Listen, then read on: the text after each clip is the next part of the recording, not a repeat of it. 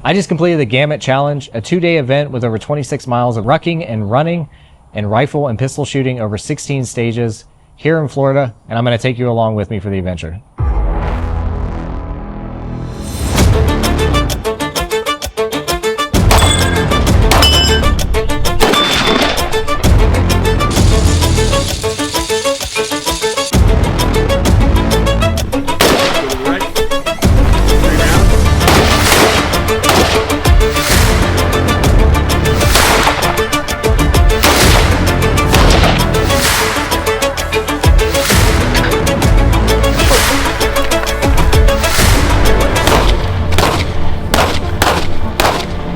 That was so much fun.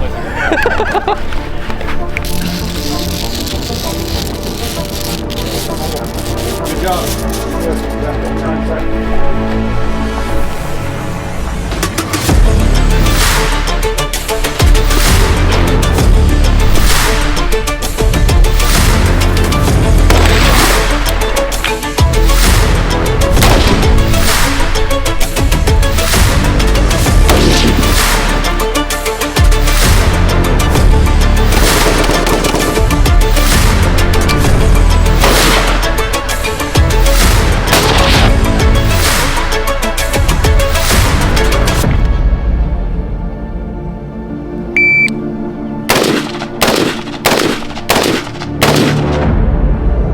So I signed up for the Gamut Challenge because I thought it was a really unique event. I'm a big fan of competition. For once you've got the fundamental skills and you're trained and you've got subconscious handling of your gun, then competition is a great way to improve your skills, to see where you stack up, where your strengths are, where your weaknesses are. So I'm a very big fan of competition, but until now, all I've done is pistol shooting competitions like USPSA or IDPA. Those have been extremely valuable, but this was the first kind of fitness and shooting type competition that I've ever tried. Now, there's been a few of these over the years, like tactical games and some other ones. This one would fall kind of into the types of competitions they would call like run and gun competitions, where typically you have a rifle and a pistol, and the fitness challenge of it would involve moving over long distances with running, or in this case, rucking and running. Rucking is having a weighted pack on your body.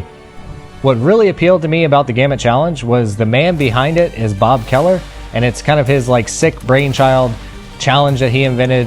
He even uses the word challenge instead of competition because not to be treated like a game, but really something to challenge yourself. And it was based on Bob's experience in the military. Bob is a former Ranger, Green Beret, and then he ended his career after numerous years in Delta Force. And so parts of the challenge are actually based on what he went through during different selection courses in the military to join those elite units, like the Green Berets and Delta Force. They have selection courses that you have to pass before you get allowed onto the team. And of course, that bled into a lot of the ways that he designed this challenge. The first, obviously, being this has rucking involved. Rucking is one of the primary things that you have to do in Green Beret selection, and also Delta Force. They're very big on rucking, so moving with a weighted pack. In the case of the Gamut Challenge, your pack had to weigh 35 pounds dry throughout the entire event. That means before you add water, before you add ammo, or any of the other gear that you're going to carry to sustain yourself over the 2 days and over the shooting competition. It had to weigh 35 pounds dry. So that's obviously one of the big influences from the selection processes they went through. And the second big one that appealed to me was it was a very unknown challenge. I haven't participated in any ones in the past, but he's done this multiple times. I believe twice a year he does it. And each one is different in the challenges that are presented. Both the shooting courses, like none of the stages are the same, none of the targets are the same, or the way that you engage those targets. And there's physical challenges combined with the shooting on some of those stages, but also the rucking and the running. It's not just like everybody knows you're gonna go out for a 3-mile ruck or a 6-mile ruck or something like that. It changes not only from day 1 to day 2, the courses that you'll be going on, but it's completely unknown to you exactly how many miles you'll be going as soon as you set off. Go ruck and go follow these flags in the course that's outlined, and you don't know whether it's going to be a 1-mile ruck or whether you're going to be doing 20 miles. So you don't really know how to pace yourself as compared to something like any other fitness challenge, like a marathon, 26.2 miles, here's the start line, there's the finish line, and you kind of have an end in sight. With this, there's really no end in sight, and you don't really even know when you're done. In fact, towards the end of the last day, when I finally completed the last event, I had to double check. I was like, are they messing with me, or am I actually done? And that's kind of the mental uncertainty that was never really know if you're meeting the standard or if you're even doing well. And it's basically just do your best at all times and do it the right way and hope that you get the result that you want. All right, we just wrapped up day one. That was different. I've done some other competitions, a lot of pistol shooting competitions, USPSA, IDPA, that type of thing. But this is the first kind of run and gun type competition where you're running around with the gun and the pistol, and so that was super fun. Really unique shooting stages, not just targets. There was like some additional fun stuff you had to do, so that was neat. It gave you something mentally to focus on in addition to the shooting. And then the big portion of it was physical. I was just looking at my phone. The steps are, I haven't added up the miles yet, but over 34,000 steps today so far, and it's only 2:30 now. Ended about 30 minutes ago, I think. I think it was about 5-ish hours that I was out there. So don't want to give away too many secrets, but a lot of rucking, some stages of shooting, a lot of some running, then some more rucking. Maybe there's more rucking. I can't remember right now. Pretty mentally taxing throughout the whole thing. Super fun, super challenging, and yeah, it gave me a lot of ideas about what I need to work on if I want to do something like this again, and specific to like this unique challenge. And the mileage is starting to feel it in my feet and my joints and stuff like that. And that's just the amount of mileage that I was conditioned to within a week, and putting out in one day. But so day one's wrapped up. I'm done. I'm going to start eating a whole bunch. Kind of underate through the middle of it. So start with a protein shake, and gonna force down a bunch of food and drink a lot more water. Make sure I'm hydrated. Check my feet, make sure I don't have any hot spots and stuff like that. I think I did pretty good. You'll definitely get a little wet and have some fun and do some stuff that you don't normally get to do at the range. So awesome. Day one's a wrap, and I'm coming back in tomorrow. As far as the physical portion of it, I prepared adequately enough to do pretty well. Definitely was able to complete everything. I didn't really think about quitting. Like you can kind of entertain that thought, like this could all be over right away, but definitely wasn't going to quit. So definitely had the physical capacity that I needed to finish everything. My body held up pretty well. Definitely, I don't think at any point you're going to get to a point where you're so conditioned that you're not going to have sore feet at the end of something like this. And the joints are starting to hurt a little bit in the lower leg and the knees and the ankles and your feet are just going to hurt at the end of the day. But overall, my body held up pretty well. After day one, I was actually feeling pretty good. The more I moved around, I got some blood flowing about 3 to 4 hours after the event. And then day two started off really stiff, but once I got warmed up, I actually did better on day two and was actually able to push myself. When I see the final times, I'll actually be able to compare that. But I definitely know that I was pushing myself a lot harder because I knew day one was in the bank, and I'd already done. I could basically crush myself on day two, so I wasn't really worried about holding anything back or pacing myself for most of it. I just started putting out more effort. So that was another thing that I discovered was the physical preparation I did was adequate to do it. It wasn't enough to win it, but it was definitely adequate enough to get out there and give a good performance. It's about 6 miles. Ow. You're going to unload, clear, and show clear. Do you understand the event? Okay, starting here, walking behind this Once you go, you'll start there. Once you go out, you'll see, and you'll just start walking down range. As far as the shooting challenges, none of them were impossible to do. There were some stages that I cleaned and did extremely well on, some that I definitely had some mistakes.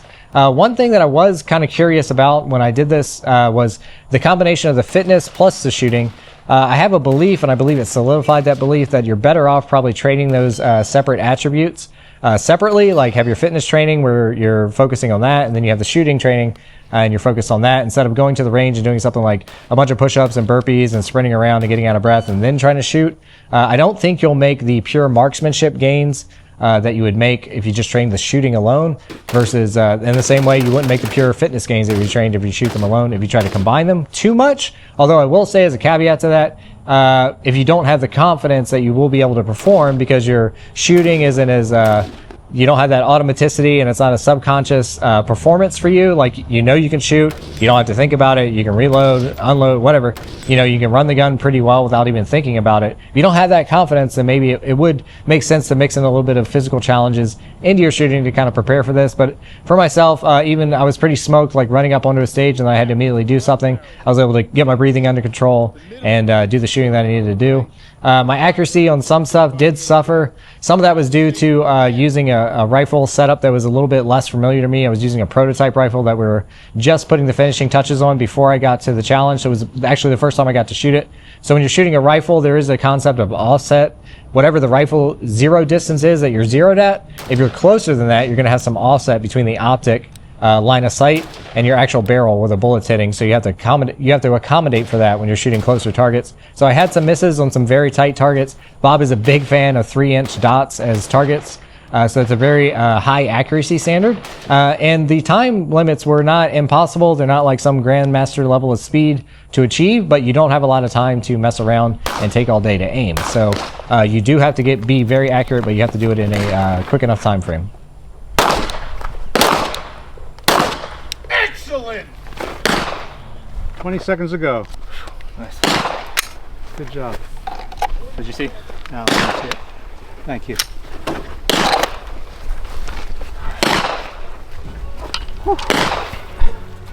All right, day 2, wrap up.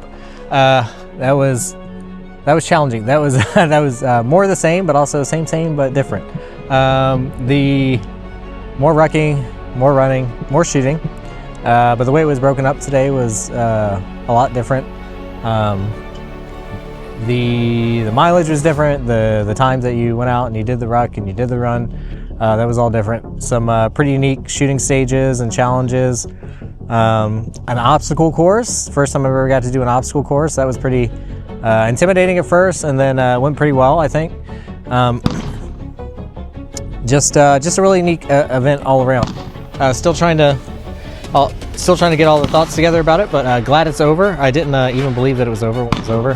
Just trying to keep my mindset and the focus on the task at hand, and don't be waiting for it to be over and hoping it's the finish line, because then you'll get disappointed. You'll have to keep going.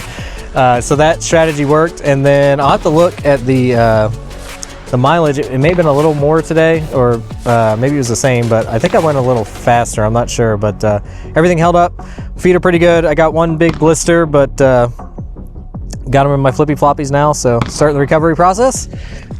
So yeah, that was awesome. That was definitely the Gamut challenge is a great word for this. So yeah, that's pretty much it for the weekend. Fun time. Bring it on in. Alright, how did that feel? I never know. I'm like, is it done? Don't ever tell yourself it's done. I don't know, like I feel like we could just sit here and make it more confusing for you. No, you That's it? Oh, Gamut challenge. That's it. Yeah. I wish Do you it. did I? You did awesome, yeah. Oh, that's great. It. You're finished. What time is it? Let's see. 3:20. All right, so that was pretty much the challenge. You got a little ride along there, but this was everything that I thought it could be, and I learned a lot of cool lessons that I could share with you. I think mentally, this was a very challenging thing because, again, you don't know how everything's going to unfold. You don't know how long the distances are. You're kind of just kept in a state of not knowing the entire time. So in some ways, it's very challenging. In some ways, as long as you can just focus on the task at hand and completing it to the best of your ability, put one foot in front of the other. If you have a course that you're supposed to follow, in this case, the courses like for the rucking and the running were marked by little flags that were a certain color. And if you just focus on, I'm going to make sure I follow that flag and the color that I'm supposed to be following, and just, whether it's 1 mile, 5 miles, 10 miles, I'm just going to continue to do that and not worry about the future and not worry about the finish. Because you could definitely get ahead of yourself and be like, oh, I hope this is the last event of the day, or I hope this is the last thing, or I'm getting close to the finish line. And that, I think, could really set you up to be disappointed and affect your mental state. So it was very challenging from a mental aspect. Definitely unlike any other type of challenge that I've done, either personally when I'm out working out on my own, because if you're working out on your own, you set your own workouts and you kind of know when you're starting and you're finishing, that type of thing. So it's very challenging from a mental standpoint, I think. Hey, I just wanted to cut in here because I got back from Florida and I got the final results where I placed in the Gamut Challenge, and I'm looking at it right now, and I came in 8th place. So the lesson that I learned here is, well, I didn't come in first, obviously, but I knew that. But I came in 8th place. But when looking at the way that I placed and the way that the time plus your shooting is counted, basically you have your overall elapsed time, how long it took you to actually do the whole thing. But then every miss on any one of the stages is a time penalty added to your time. So what that amounted to is, let me double check. So you can see here my elapsed time, we'll put it up on the screen, was 10 hours and 27 minutes. But then because of all the misses on all the stages, you know, cumulative across all 16 stages, I had enough misses to add 7 hours to my time. So there's huge penalties for the shooting misses. So what that means is basically if I had had just 50% less misses, then my 7-hour penalty would have been cut in half to 3 hours, and that would have put me all the way up in 3rd place. So, if I had to do it over again, I'd of course still work the physical challenges as much as I did preparing for this, but I would also put in a lot more time, especially on the really tight accuracy stuff with the 3-inch circles that Bob is a huge fan of, because the penalties are very extreme as far as the time penalties for any of those misses. So I would do everything I could to eliminate that. Again, I only need to eliminate like 50% of those missed shots, and I would have placed in the top 3. So that's pretty good. I do think in a lot of ways this was a ton of fun, and I'm pretty proud of what I did, but it was also a very humbling experience because there's levels to everything. So I know the guy that won, I could see him just running with the ruck the entire time. He's super fast, and also did not drop very many accuracy points. Like his shooting was on point as well, so it wasn't just like some elite athlete that was able to blow by people. The way that Bob designed that, even in the briefing he gave in the beginning of the first day, is you cannot be one-dimensional and do well at this. Like, you can't just be an Olympic athlete, be able to run marathons or ultra marathons or whatever, and be a poor shooter, or you can't just be like a top competition shooter and have no fitness and athleticism. Even the type of fitness, you can't just be a pure runner or anything like that. There's an obstacle course which requires a good deal of athleticism and agility and just good strength to weight ratio type stuff, I would say. So there's a lot of different ways that this tested you, and it was kind of humbling. There was some guys that were absolute studs. A guy from the Ranger Regiment was just blew past me on some rucks, and I couldn't believe the times and how fast he was. And of course, the guy that won it, I got to see how fast he was and also accurate. So very humbling in some ways. There's levels to everything. And I think if I would train to have to do something like this to try to win, I would definitely have to double the training investment that I put into this. As it was, I was able to do what I did in about 6 hours of training a week. That's about the bare minimum, I think, if you want to be somewhere, you know, having a decent shot at performing somewhere in the middle of the pack there. Would allow you to complete that and not beat your body up too hard, because it's really, the good thing about fitness is it's pretty binary. If you put in the work, then you're going to be prepared for something like this, and your body will be able to take it. And if you haven't put in enough work, then your body will let you know, and you'll be pretty banged up after something like this. But I do think anybody could complete it, even if they just wanted to, just had grit. The oldest competitor out there was 65, about to turn 66, and I'm sure he didn't finish as the #1 guy or whatever, but he got out there and he did the whole thing. I think he said the obstacle course he wasn't able to do, or at least some of the stages, but maybe he walked a whole lot of the running and rucking portions, but he did it, he completed it, and that's something to be proud of. So anybody could challenge themselves to something like this and push themselves to a level that they're not sure that they could do. It just depends on how much effort and training that you want to put into it, how well you would do it at an event like this. So as it was, the Gamut Challenge was super awesome. Super glad I signed up for it. I had a great time. I learned a lot of things about myself and about my training and about my gear setup. If I wanted to do this again, I'd be much better prepared, even though that Bob will keep you guessing and it won't exactly be the same thing next time, but I have a little more of an idea of what I would be signing up for. All that said, I'm a big fan of any style competition, any type of shooting competition that you can do. Competition in any way always makes you get better, because you can go out there and you can see who the top guys are and compare yourself to them and figure out where your strengths are, where your weaknesses are. So I just can't say enough about competition and how much better I think it can make you in your path to becoming a more trained defender. But I will say, in a competition like this especially, all your fundamentals definitely have to be solid. If you're not solid with a rifle, if you're not solid with a pistol, I think the rifle especially, there's a lot of things that you have to make sure that you're doing correctly. So if you haven't had formal training in using a rifle, definitely come out and take a 2-day course with us. We have the 2-day Patriot rifle course. You'll come out. It's not like a fantasy military weekend. You don't need all the kit and stuff that I was using in the challenge. Basically, you need a couple magazines. You can run one out of your back pocket. And it's very like specific to what you would encounter as a civilian if you have to use your AR-15 or your other rifle in some type of self-defense scenario. And it'd be a great way to get all the basics and fundamentals down to set you up to be able to do something like this type of challenge, where there's no instruction at all in the shooting portion of it, and you're just showing up and they assume that you already know how to run a rifle and a pistol safely, competently, and that you can hit those targets that need to be hit. So if you want to check that out, go to patriottrainingcenter.com to see the courses that we have available. Otherwise, I definitely think the Gamut Challenge is worth your time. Check it out, and I'll see you in the next video.